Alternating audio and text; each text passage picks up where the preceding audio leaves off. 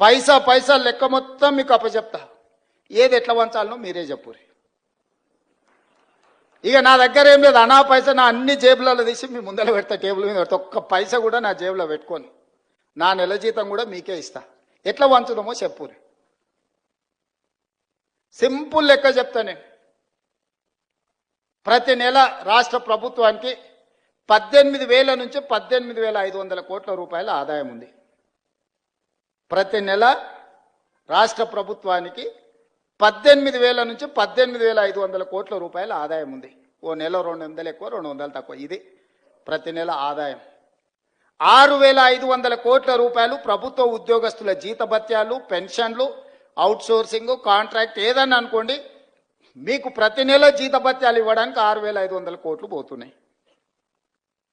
ఇంకొక 6,500 కోట్లు అయ్యగారు చేసిన అప్పులకు తప్పులకు ప్రతి నెల